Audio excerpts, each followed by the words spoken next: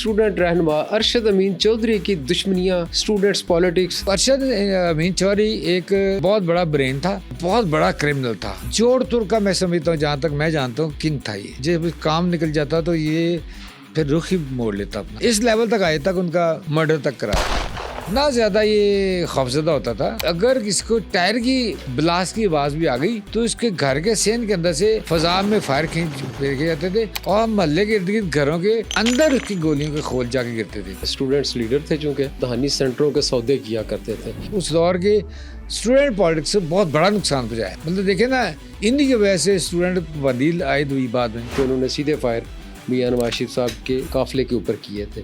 वो क्या वाक़या? रॉकेट लॉन्चरों के साथ आता, ग्रेनेडों के साथ आता। ये पैसे के लिए आरव चौधरी के साथ वहाँ पहुँच गए। किसी ने दरख्त के ऊपर पोजीशन लेके, किसी ने और पोजीशन लेके इतनी ज़्यादा फायरिंग की।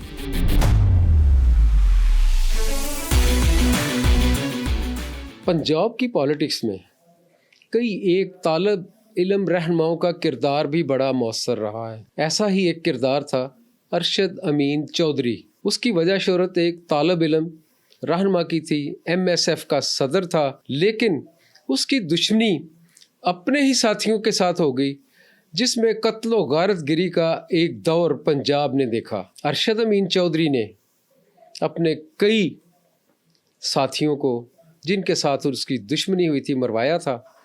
और उसने दयाल सिंह कॉलेज के बाहर मियां नवाज शरीफ के काफिले पर भी फायरिंग की थी एक इलेक्शन में। जब वो जेल में जाता था तो जेल वार्डन्स की छुट्टियां भी वही सैंक्शन किया करता था। वो जेल का भी हुक्मरान रहा था, लेकिन बिलाखिर वो भी अपने अंजाम को पहुंचा। जिस तरह वो दूसरों को मरवाता था, इसी तरह ख़ुद भी वो मारा गया। कैसे मारा गया, किसने मरवाया? आज के क्राइम सीरीज़ में हम ये जानते हैं अपने मेहमान, सीनियर तरीन क्राइम रिपोर्टर जमील अहमद चिश्ती अल मारूफ बाबा चिश्ती से। मैं हूं आपका मेज़बान अदनान मलिक। जी बाबा चिश्ती साहब, स्टूडेंट रहनुमा अरशद अमीन चौधरी की दुश्मनियां, स्टूडेंट्स पॉलिटिक्स, इस हवाले में बताइएगा। इस हवाले से जो उस दौर की स्टूडेंट पॉलिटिक्स है, वो उसका ग्राफ बहुत नीचे है। उसने हमारी पॉलिटिक्स को बहुत गंदा किया उस दौर में। अरशद अमीन चौधरी आपका टॉपिक है, तो उसके बारे में बात करूंगा कि लिया के एक जिम्मेदार घराने से तल्लक था। तो कहा यह जाता है कि इसके वालिद ने इसको लाहौर भेजा कि कोई एग्रीकल्चर चीज़ें यहाँ से ख़रीद लाओ, और ये यहाँ आया। और फिर इसका कुछ लोगों दोस्तों से इसकी मुलाकात हो गई, तो फिर इसने ये डिसीजन लिया कि आया तो सामान लेने था, तो इसने कहा कि मैं क्यों ना खुद टेक्निकल ट्रेनिंग ले लूं। तो उसने गवर्नमेंट कॉलेज ऑफ टेक्नोलॉजी जो था ये इस रेलवे रोड, जी, वहाँ इसने एडमिशन लिया और फिर वहीं हॉस्टल में इसने रहना शुरू हो गया। उसके बाद ये हुआ कि इसने जो इब्तदाई तौर पे तो इसकी रूटीन ठीक रही। ये ना इसको कोई पॉलिटिक्स का पता था, ना किसी पॉलिटिकल पार्टी से इसका लिंक था तब। लेकिन ये एक इसके अंदर चौधरी था बहुत बड़ा, जैसे देहात में कुछ लोगों के अंदर था एक चौधरी। तो वो चौधरी जब अंदर से निकला, तो फिर बाद में इसने जो कायद-ए-आज़म लीग है, जो यूनिवर्सिटी ऑफ लाहौर में थी, तो वो उसकी फिर इसने MSF की गवर्नमेंट कॉलेज टेक्नोलॉजी में बुनियादी इसने रखी। उस दौर में मेरे ख्याल MA कॉलेज में ख्वाजा साहिर रफ़ीक थे, और उनसे मुलाकात इनकी हुई, और वो सदर थे। और इसके साथ इसने ऐसी उनको जाल में उतारा कि इसने इसको बना दिया, क्योंकि उन्होंने फिर पॉलिटिक्स में आना था अपनी सदारत छोड़ के। फिर इसने ये कर दिया कि चेयरमैन MSF पंजाब इसने अपना खुद ही ओहदा बना लिया। फिर चेयरमैन MSF पंजाब बना। उसके बाद इसने, जाहिर है MA कॉलेज तक तब इसकी रसाई नहीं थी। इस्लामिया कॉलेज रेलवे रोड में जमीयत थी, और दयाल सिंह कॉलेज में बाद में MSF आ गई थी। پہلے کیو ایس ایف تھی, تب نہیں. 2 جگہوں پہ, ایک وہ تھی ہاں. کیو ایس ایف اور ایک ہاں یو جی. ٹی میں کیو ایس ایف تھی, جی ہاں جو بعد میں مرج ہو گئی تھی ایم ایس ایف. جی وہی میں قائدین اسٹوڈنٹ جی ہاں فیڈریشن. جی ہاں. جوڑ تر کا میں سمجھتا ہوں, جہاں تک میں جانتا ہوں, کنگ تھا یہ, اور یہ لوگوں کو استعمال کرتا, لیکن اس نے اتنا ڈسٹینس کریٹ کیا ہوتا تھا کہ اپنے آپ کو ہر جگہ بچا کے رکھتا. اس کے قریبی ساتھی جب کام نکل جاتا تو یہ پھر رخ ہی موڑ لیتا اپنا, اور اس لیول تک آئے تک ان کا مرڈر تک کرایا تھا. جیسے کہ عابد چوری سے اس کا بہت اچھا تعلق بنا جب وہ ایم ایس ایف میں تھا, ایم اے کالج میں. تو پھر ایک وقت وہ بھی آیا جب عابد چوری ہی اس کا دشمن بن گیا, اور لیٹر آن پھر اس نے کچھ ساتھیوں سمیت اینٹی ٹیررسٹ کورس سے نکلتے ہوئے 2 گروپ بن گئے تھے نا ہاں جی, عابد چودھری اور عاطف چودھری, عاطف ایک چودھری. گروپ میں تھے, دوسرے گروپ میں یہ تھے. ہاں, تو اس نے اس کا مرڈر کرا دیا, جس کے نتیجے میں عاطف چوری کی کا وجود سامنے آتا ہے. تو عابد چودھری گروپ کو پھر لیڈ کرنا شروع کر دیا تھا عاطف نے اور اسد نے.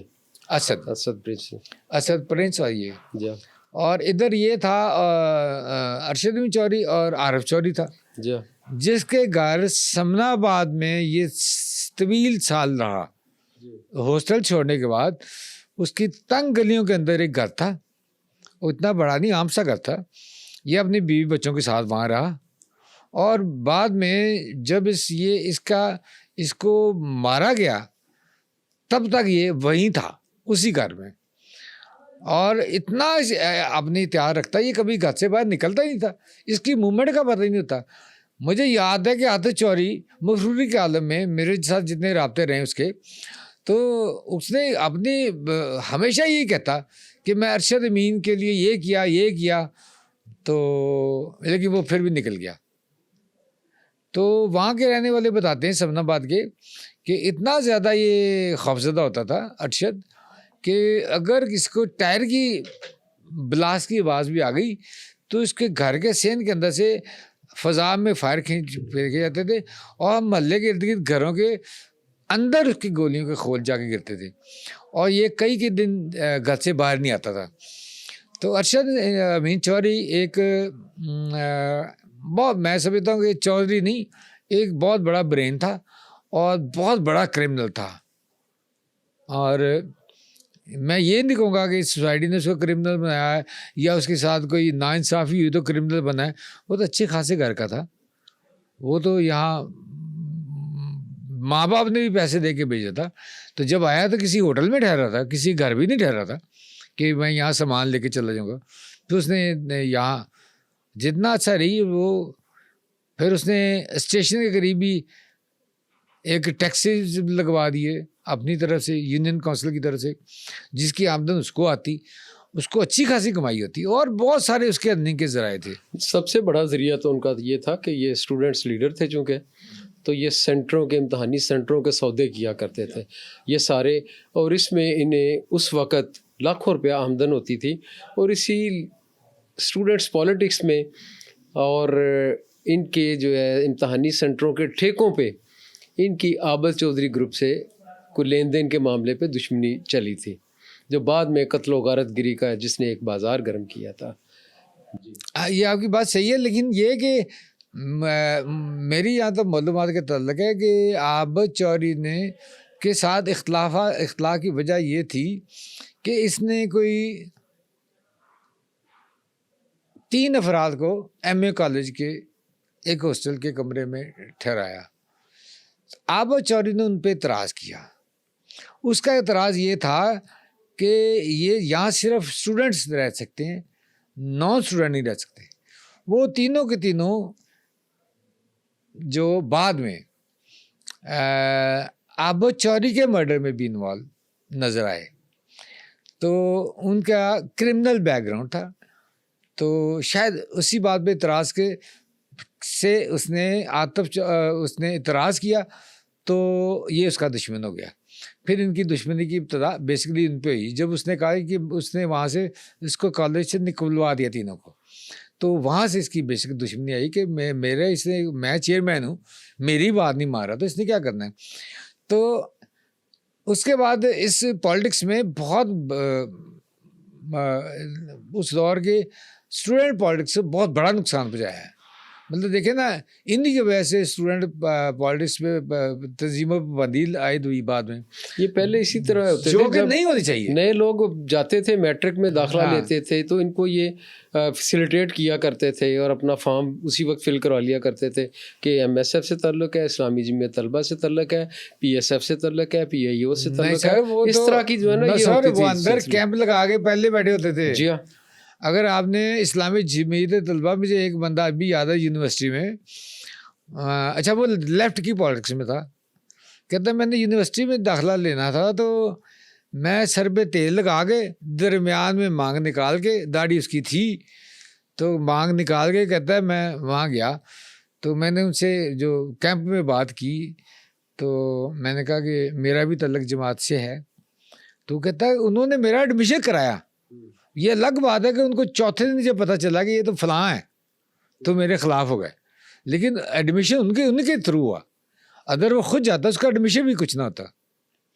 تو یہ تھا کہ ایم ایس ایف اور جمعیت ان کے ایڈمیشن بھی ہوتے، ان کے درمیان ایک قسم کی قتل و غارت بھی تھی، اور ان کی پالیٹکس ہی اس طرح تھی کہ ایک کالج میں، کسی بھی کالج میں کسی ایک کا مرڈر کراتے، اس کے بعد وہ مرڈر کے بعد وہاں ایک گروپ حاوی ہو جاتا اور وہاں اتنی دہشت ہوتی کہ دوسرا گروپ پھر آتے ہی نہ سامنے، اور پھر اس کا ایک طرح کا کالج پہ اس کا قبضہ ہو جاتا. اس طرح کے کالجوں پہ قبضے ہوتے تھے.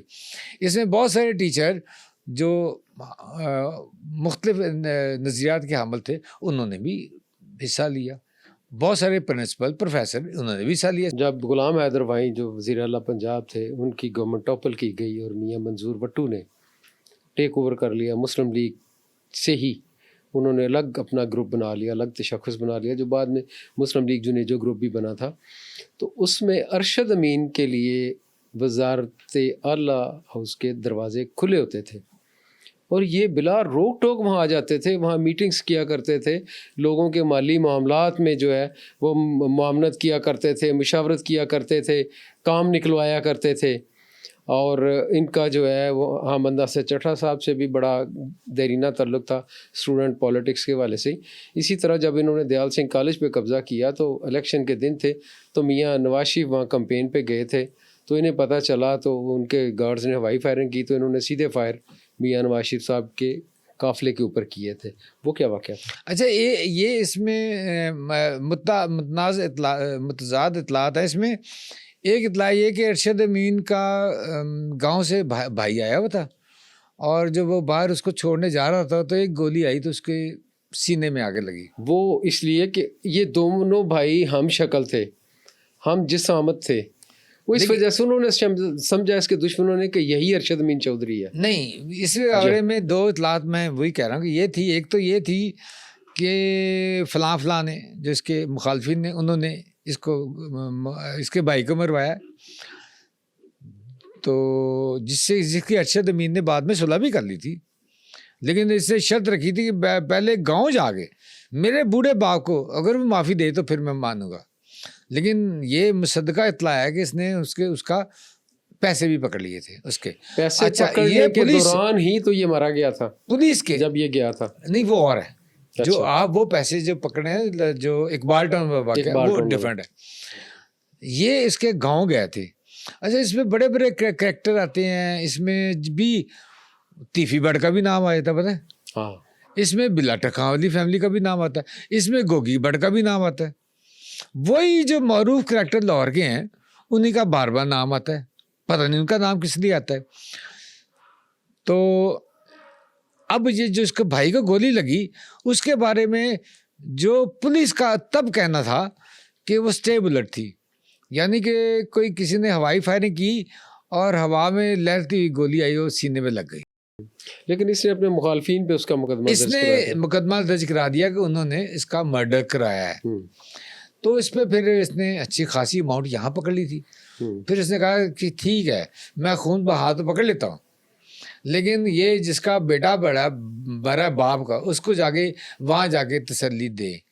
تو پھر تیفی بٹ اور اینڈ کمپنی ان کو لے کے انہوں نے جا کے وہاں اس کو بقول کہ ان کے قسم دی تھی اس کے باپ کو کہ ہم نہیں ہیں. تو پھر یہ ہو گیا، بے گناہی ثابت کی تھی. اب یہ کہ اس کے بہت سارے فائنینشیل معاملات تھے. کہہ رہے ہیں کہ کوئی کہہ رہا ہے 70 لاکھ 80 لاکھ کے قریب ایک اماؤنٹ تھی. اب یہ اس کا بڑا ایشو تھا. بقول عاطف چودھری نے جیسے مجھے بتایا ہوا ہے کہ اس نے کئی دفعہ اس کو مارنے کی کوشش کی، اور وہ راکٹ لانچروں کے ساتھ آتا اور گرنیڈوں کے ساتھ آتا، لیکن اس نے کا کہنا تھا کیا کروں، یہ گلی سے باہر نہیں نکلتا، یہ گھر سے باہر نکلے تو میں کروں. اس کے تمام تر حربے ناکام ہو گئے تھے، تمام مخالفین اس کو مارنے کے لیے ناکام ہو گئے تھے. پھر میری انفارمیشن کے مطابق پیپلز پارٹی اندرون سے تعلق ایک پیپلز پارٹی کے بہت بڑے لیڈر، جس کا ایک پنجاب میں جن کا نواز شریف سے تعلق کا بھی الزام ان پہ رہا ساری زندگی، اس دنیا میں نہیں، میں نام نہیں لینا چاہ رہا، کہ انہوں نے فون کیا کہ آپ فلاں کے پاس آ جاؤ، ارشد میاں ارشد. ہاں تو میں آپ کو وہاں یہ اماؤنٹ دے دی جائے گی. تو یہ پیسے کے لیے عارف چودھری کے ساتھ وہاں پہنچ گئے. اچھا کچھ لوگ یہ کہتے ہیں کہ ان کے جو مخالفین میں سے 2 اشتہاری تھے، انہوں نے پہلے سمن آباد جہاں اس کا گھر تھا وہ سامنے آتے ہوئے اس پہ اٹیک کرنے کی کوشش کی. اچھا وہ ڈرامائی کہانیاں پھر بن جاتی ہیں. وہ کہتے ہیں جنہوں نے دیکھا ہے کہ 6 سال کا بچہ ایک بچی کے ساتھ سائیکل اسکول بچی اسکول جا رہے بچے، تو بچوں کو دیکھ کے انہوں نے کچھ نہ کیا. اچھا اس میں بابا حنیفہ کا نام آتا ہے جو تیفے کے ساتھ اٹیچ تھے، اور اس کے بعد بابا شفیق کا نام آتا ہے کہ وہ تھے، اور وہاں سے وہ ناکام ہو کے چلے گئے. پھر وہاں جب وہ گئے تو وہ صاحب بیٹھے ہوئے تھے جہاں اس نے پہنچا، تو اس نے کہا کہ اب تو اس کا کام ختم ہو گیا ہوگا. تو جو بیل ہوئی تو اس نے کون، تو اس کا بندہ گیا باہر، تو اس نے کہا وہ تو ارشد امین آیا ہے. اس نے کہا اچھا وہ کیسے آ سکتا ہے، وہ تو یہاں پہنچ نہیں سکتا. پھر یہ کہتے ہیں کہ جی وہ اس نے جا کے دیکھا تو واقعی تھا، اس نے ارشد امین چودھری کو اندر بٹھایا تو وہ بیٹھ گیا. سارے معاملات وہاں ڈسکس ہوئے جو ہونے تھے. اس کے بعد یہ کہا جاتا ہے کہ وہاں سے جب نکلا تو ان دونوں نے اور ساتھیوں میں کسی نے درخت کے اوپر پوزیشن لے کے، کچھ نے اور پوزیشن لے کے اتنی زیادہ فائرنگ کی کہ عارف چودھری اور ارشد امین چودھری دونوں چودھری ڈھیر ہو گئے وہاں. تو اتنے بڑے کردار کا یہ انجام ہوا. وہ بابا جی وہ اس کے بارے میں ایک روایت ہے، اس وقت جب اخباروں میں بھی آیا تھا کہ یہ ایک ہائی روف ویگن میں گیا تھا اور یہ کار میں نہیں جاتا تھا. ہاں جی ہاں. اس کے دائیں اور بائیں اس کے گن مین بیٹھے ہوتے تھے. یہ کبھی فرنٹ سیٹ پہ نہیں بیٹھا تھا، یہ درمیان میں بیٹھا کرتا تھا. لیکن جنہوں نے فائرنگ کی تھی سنائپرز نے، انہوں نے اس اکیلے کو ٹارگٹ کیا تھا، اور یہ اس کیس میں اکیلا ہی مرا تھا، یا ایک ڈرائیور تھا، نہیں عارف چودھری صاحب، یا عارف چودھری وہ گاڑی چلا رہا تھا، یا وہ مرا تھا جنہیں راستوں کا اسے پتا تھا وہ مرا تھا، اور دوسرا یہ بندہ مرا تھا. اس کے دائیں بائیں بیٹھے والوں کو کسی کو خراج تک نہیں آئی تھی. تو یہ جو یہ کہا جا رہا ہے کہ جی بابا حنیفہ یا فلاں انہوں نے مارا، تو اس طرح تو وہ بات غلط ثابت ہوتی نا. تو اس کا مطلب کہ وہ سنیپر تھے اچھے ٹرینڈ قسم کے جنہوں نے فائرنگ کر کے اس کو کیا. مرایا تو انہوں لوگوں نے ظاہر ہے، لیکن جن میں تیفی بٹ کا نام بھی آتا رہا ہے. نہیں اس میں یہ ہے کہ جو یہ کیسز خراب اس لیے ہوتے ہیں، ایسے مرڈر کیسز، اس میں سزائے موت یا بری بھی اس لیے ہوتے ہیں، میں نے پہلے بھی ڈسکس کر چکا ہوں، کیونکہ ان کے مقدمات صحیح لوگوں پہ ہوتے ہی نہیں ہیں. اوکے. اور یہ جب ہوتے ہیں تو ایک تو وہ غصے میں ہوتے ہیں، جی ایف آئی آر کرا دیں، جس نے پیروی کرنی اس کا بھی نام کروا دیں، رشتہ دار جو آس پاس ہے اس کے بھی نام کروا دیں، اس کا نام بھی کروا دیں، سارے اس میں انوالو کر دی جاتے ہیں. اس لیے میں نہیں کہوں گا کہ اس میں تیفی بٹ یا کسی اور کی انوالومنٹ تھی یا نہیں تھی، یا بابا حنیفہ یہ اس کی تھی. بہرحال یہ بات تو واضح ہے کہ اس کے مخالف کون لوگ تھے، اور سب سے زیادہ متحرک وہ تھے کہ عاطف چوری کو جس طرح انہوں نے مروایا تھا، کہ ارشد امین چوری نے، میں یہاں اعلان کرتا ہوں کہ مجھے سامنے لا کے کہہ دے کوئی بندہ کہ وہ پولیس فائرنگ سے مرا ہے جو عاطف چوری، اس کو ارشد امین کے رواز گارڈ ارشد امین کے سامنے لے جایا گیا گرفتاری کی حالت میں، اور ارشد امین نے اپنے ہاتھوں سے برس نکال کے مار رہا تھا.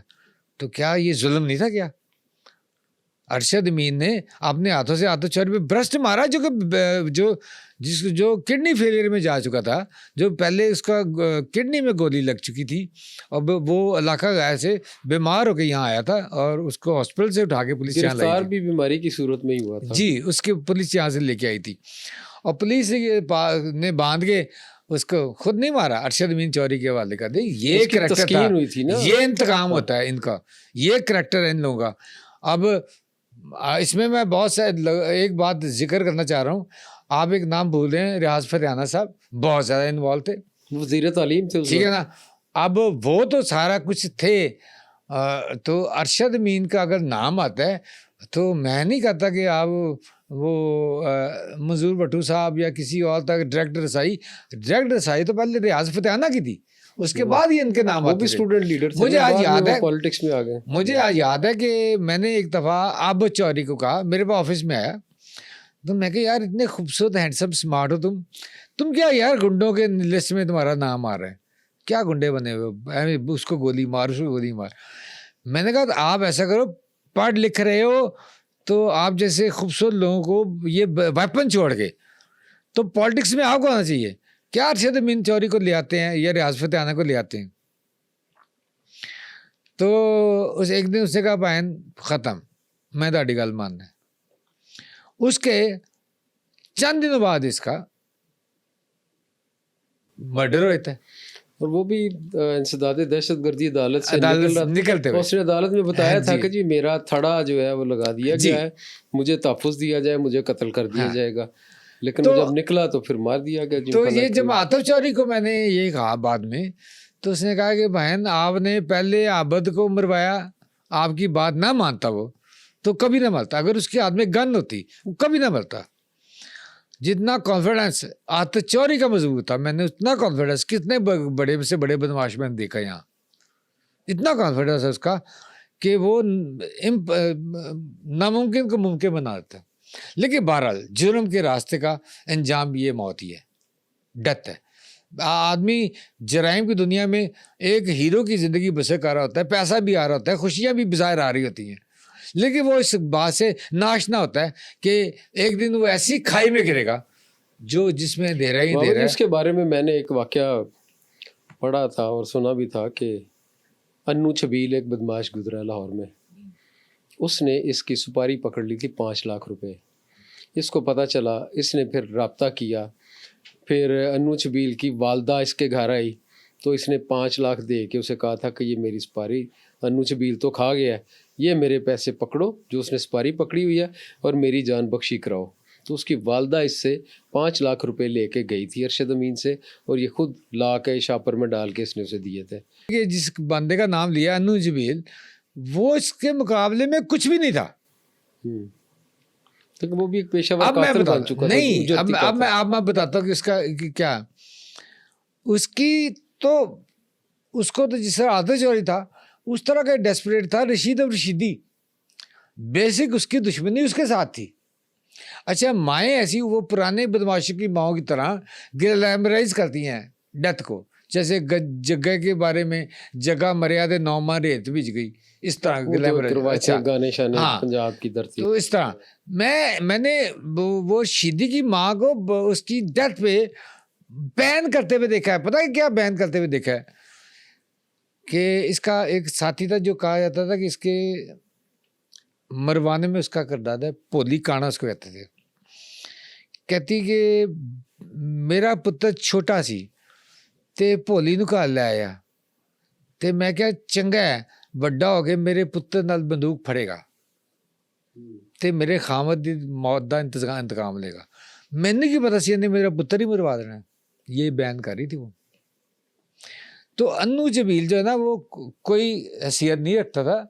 ہاں وہ اس کا یہ کریکٹر تھا کہ جب شیدی کو ایک شادرہ ٹاؤن کے علاقے میں گھیر کے مارا گیا پولیس میں، تو وہ پولیس فائرنگ سے نہیں باہر آ رہا تھا، تو پھر یہ انو چبیل اس کے ساتھی 11 ساتھیوں کو پولیس نے اس گھر کے ساتھ والے گھر کی دیواروں پہ کھڑا کیا.